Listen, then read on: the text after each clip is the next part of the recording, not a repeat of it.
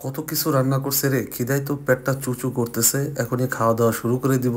Journey করে আসছি, আর তো আর সইতেছে না। তো চলেন ব্লগটি শুরু করা যাক। হ্যাঁ ভাইয়া, একটা শর্মা দেন। আমাকে একটা শর্মা দেন। আসসালামু আলাইকুম বন্ধুরা, আজকে সোহাগ এসি পরিবহনে চলে যাচ্ছি খুলনা থেকে ঢাকায়। যাবার পথে আপনাদের সাথে কিছু সুন্দর দৃশ্য শেয়ার করলাম এবং শেয়ার করব আজকে সাম্পান রেস্টুরেন্টের কিছু খাবারের দৃশ্য। সেখান থেকে চলে যাব সরাসরি শ্বশুর বাড়ি। তো সাথেই থাকুন, ব্লগটি দেখতে থাকুন। আমরা চলে আসছি সাম্পান রেস্টুরেন্টে, আমার পিছনেই অবস্থিত। তো চলেন আমরা একটু ভিতরে যাবার আগে আপনাদেরকে কিছু সুন্দর মনোরম দৃশ্য দেখাচ্ছি। তো সাম্পান রেস্টুরেন্টটা খুবই সুন্দর, গোছালো, সাজানো। এখানে অনেক মানুষ আসেন। বেশিরভাগ আমি যেটা লক্ষ্য করেছি, এসি গাড়িগুলা সবসময় এখানে বেশি থামে। তো এই হচ্ছে সাম্পান হাইওয়ে ইন রেস্টুরেন্ট। তো চলেন আমরা একটু ভিতরের দিকে যাই।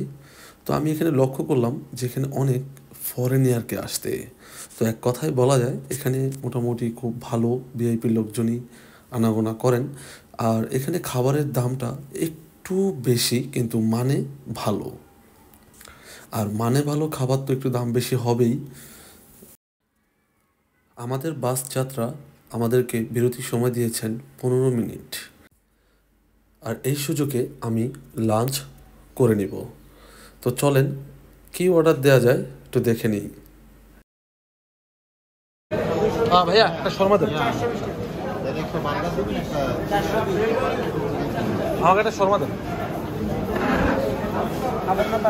খাবো চিকেন শর্মা দেবো না? চিকেন।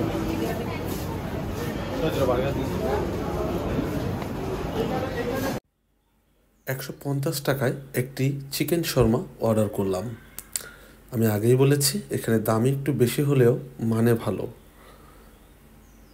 আর এখানে আপনাদেরকে একটু খাবারের লিস্ট দেখিয়ে দিলাম, সেই সাথে পাশাপাশি দামও রয়েছে।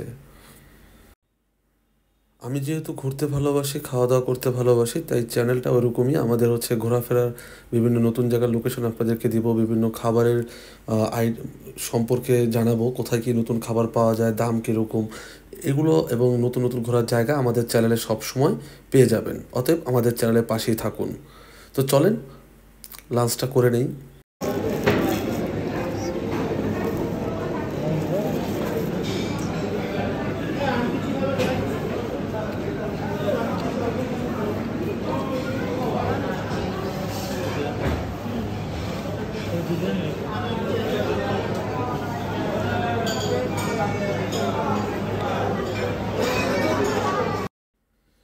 এই চাটা খেয়েই আমরা বেরিয়ে পড়বো এবং রওনা দিব ঢাকার উদ্দেশ্যে। চলে যাব তারপর শ্বশুর বাড়ি। বলতে বলতে চলে আসলাম ঢাকা উত্তরা শ্বশুর বাড়ি। এসেই দেখি এলাহি কাণ্ড, অনেক রকমের রান্না করে রাখছে আমার শাশুড়ি।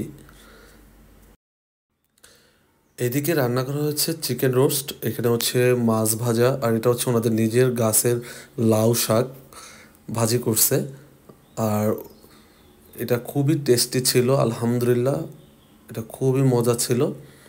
আর এদিকে করা হয়েছে গরুর মাংস, সাথে ছিল কোক, সালাদ, আরও কয়েকটা আইটেম নাকি ছিল, আমি আর খেতে পারিনি। আমি সবগুলো মোটামুটি অল্প অল্প করে টেস্ট করেছি। খুবই ভালো রান্না হয়েছে। এটাই হচ্ছে মেয়ের জামাইয়ের প্রতি ভালোবাসা। আমিও অনেক কৃতজ্ঞতা প্রকাশ করছি ভিডিওর মাধ্যমে। অনেক কষ্ট করেছেন আমার শাশুড়ি, রান্না করেছেন, সাথে আমার ওয়াইফও ছিল, হেল্প করেছেন। অনেক অসংখ্য ধন্যবাদ।